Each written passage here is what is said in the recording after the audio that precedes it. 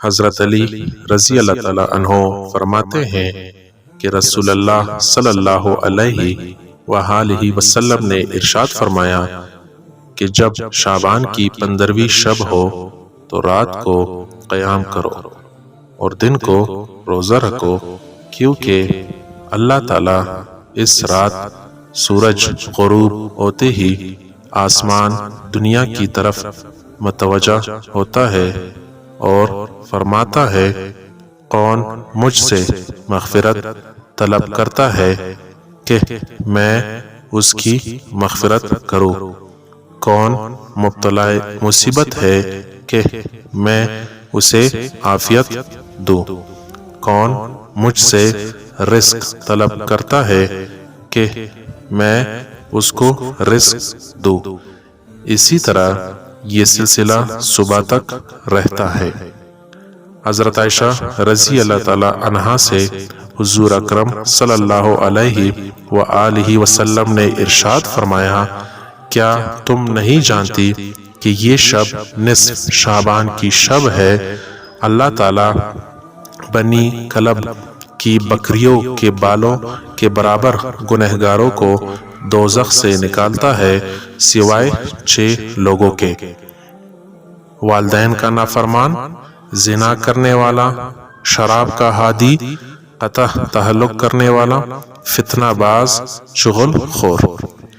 حضرت ابو بکر صدیق رضی اللہ تعالی عنہ نبی اکرم صلی اللہ علیہ وآلہ وسلم سے روایت کرتے ہیں کہ آپ صلی اللہ علیہ وآلہ وسلم نے فرمایا، اللہ تعالیٰ 15ویں شعبان کی رات میں آسمان دنیا کی طرف اپنی شان کے مطابق نزول اجلال فرماتا ہے اور اس رات ہر بندہ مومن کی مغفرت کر دی جاتی ہے سوائے ایسے شخص کے جو شرک کرتا ہو یا ایسے شخص کے جس کے دل میں بغض کینہ ہو۔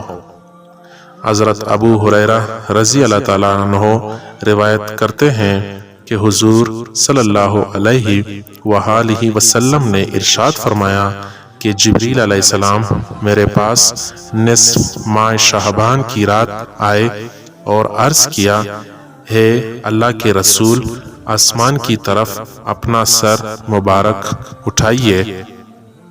میں نے ان سے پوچھا کہ یہ کون سی رات ہے؟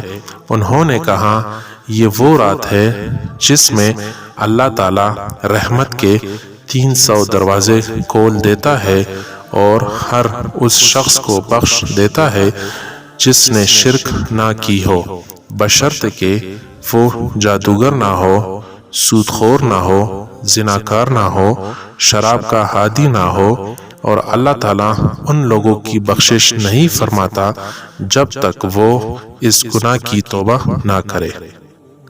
حضرت ابو ہریرہ سے روایت ہے کہ سید الانبیاء صلی اللہ علیہ وآلہ وسلم نے فرمایا، شعبان گناہوں کے لیے کفارہ بنتا ہے۔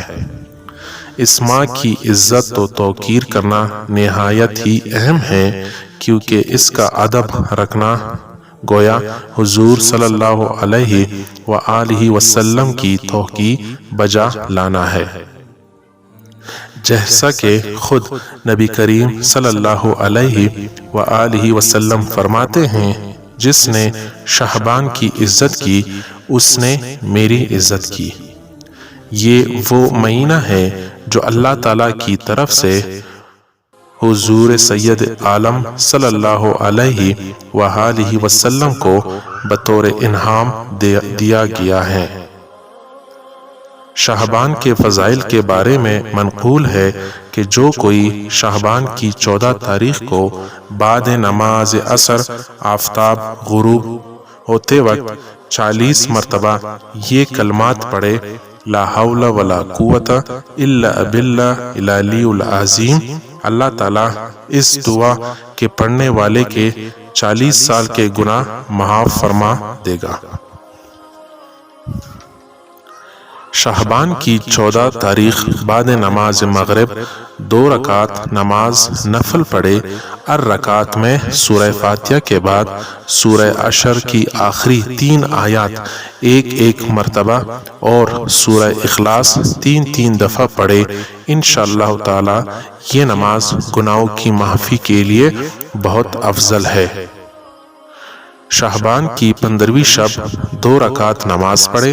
ہر رکعت میں سورہ فاتحہ کے بعد آیت الکرسی 1 بار، سورہ اخلاص 15 مرتبہ، بعد سلام کے درود شریف 100 مرتبہ پڑھ کر ترقی رزق کی دعا کرے۔ حدیث شریف میں ہے جو صلاۃ تسبیح کی نماز پڑھتا ہے اس کے اگلے پچھلے ظاہری پوشیدہ نئے پرانے چھوٹے بڑے تمام گناہ بخش دیے جاتے ہیں۔ یہ نماز کم از کم تمام عمر میں 1 مرتبہ ضرور پڑھیں۔